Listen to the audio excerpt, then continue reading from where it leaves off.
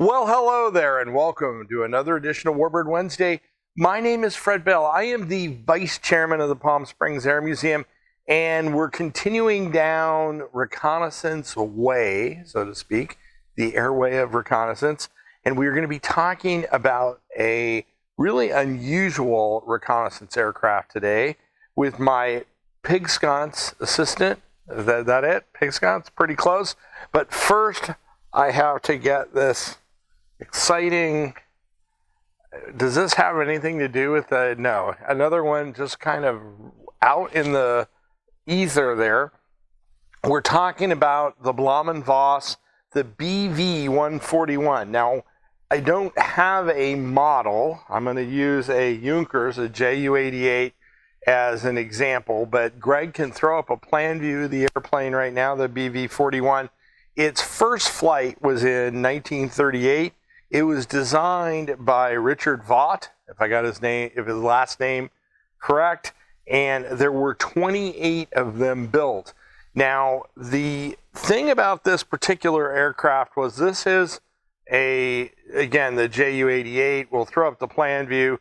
You can see that the real interesting thing is two engines on this Ju-88, and then essentially the gondola or the cockpit here. The BV went a little bit further and moved the gondola over, took the engine out, and then had an engine or a gondola, observation gondola, unimpeded, by the way, which makes sense for a reconnaissance aircraft, and then the engine.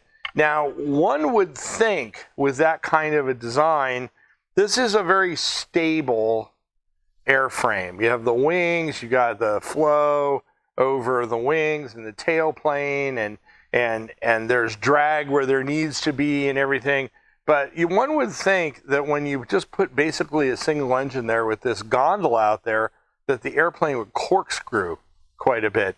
And the reality was on the BV-141 is that was not the case. They figured out how to evenly distribute the lift over the wings.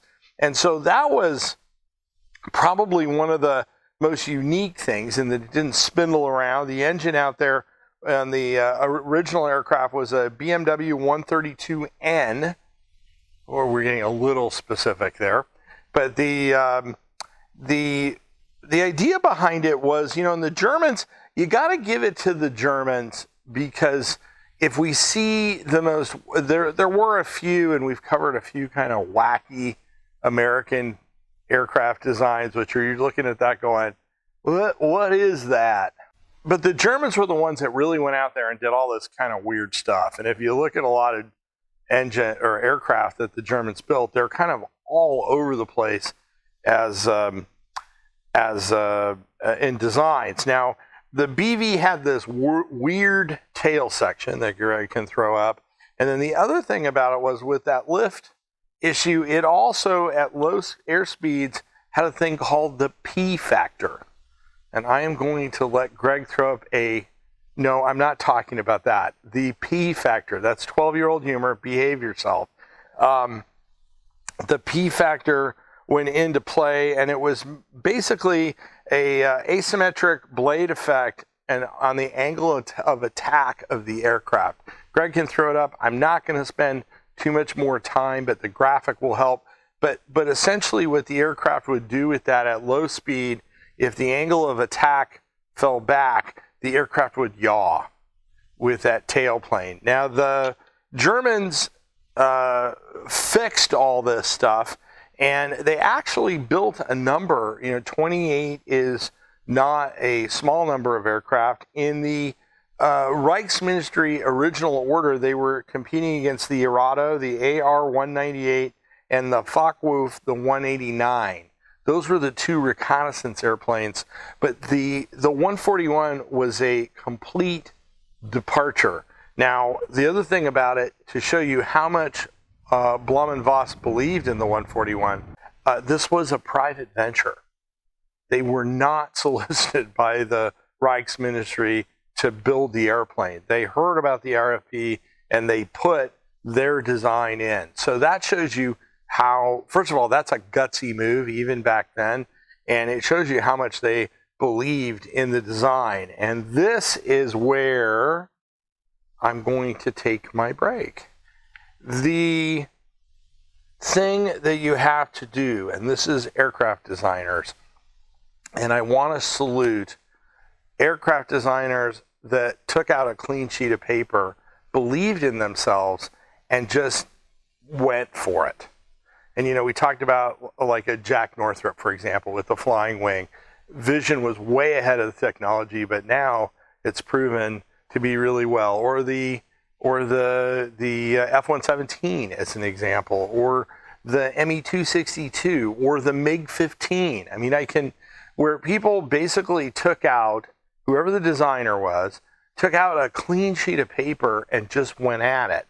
And so my encouragement today, if you're hearing my voice and seeing my image, is that if you have an idea and you want to build it, don't be daunted by people that can't say that it can't happen. If you look at the sound barrier, the Bell aircraft, and no relation, I wish they were, but the breaking of the sound barrier, jet propulsion, stealth, everything that we're building today and design started with that kernel of an idea. So believe in yourself, push your design, and you never know, you might come up with something that just changes the world.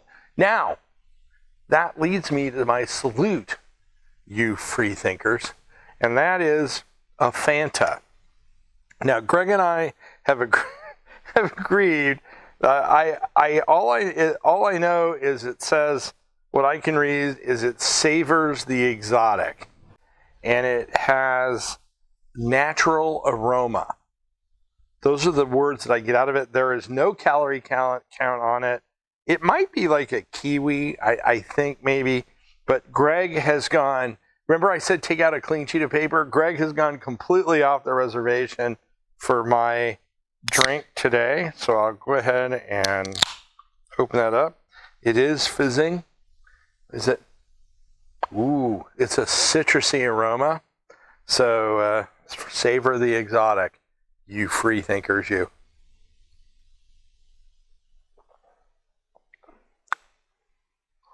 That, you know what? It's like a Fresca. For those of you who remember what a Fresca is, kind of a citrus drink, has some color to it. It's actually quite good.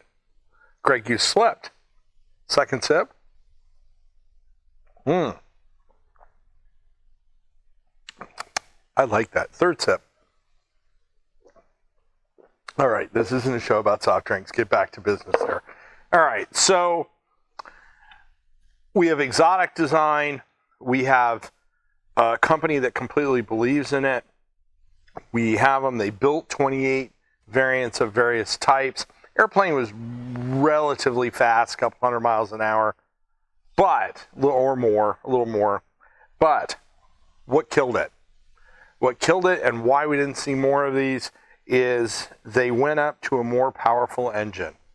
And the engine that they decided they needed for this beyond the prototype stage was the BMW, the 801. What, for those of you at home, did the BMW 801 power?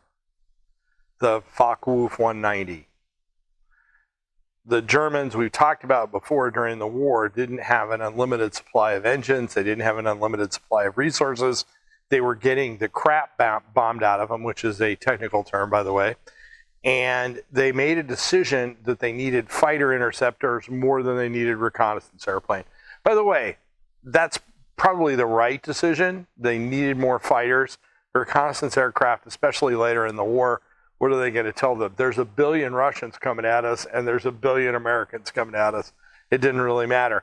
But what it did do is it completely relegated this design to the aviation curio heap of history. My understanding is that the British actually did capture one of these and took it back to to Great Britain for evaluation. The wizards, the guys that took the German technology over to the eastern part of the United States, did not. And somehow, somewhere, that aircraft, the 141, disappeared in British inventory. That was the last one. The rest of them were reclaimed. They were scrapped after the war, and that is the end of a really, really curious design.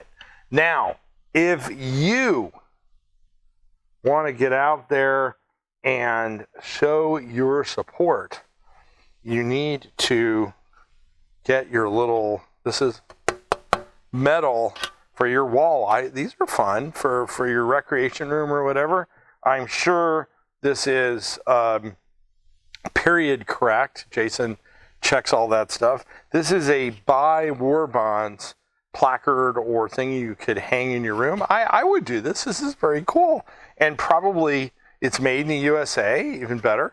And probably not that expensive. We'll throw up the link. You can buy one of these on the website. Now, we're standing in front of Bunny, and of course Memorial Day is coming up. We cannot do all the stuff that we do without your donation. So there's a donation link to this video. If you came across us on YouTube and you like these one-take military aircraft or aviation reviews, we encourage you, give us a subscription and send us to another aviation aficionado who hopefully loves that stuff. If you came across us on Facebook, give us a like and a comment. We'll respond back to you in either area. My name is Fred Bell. I am the Vice Chairman of the Palm Springs Air Museum. Thanks so much. Have a great day.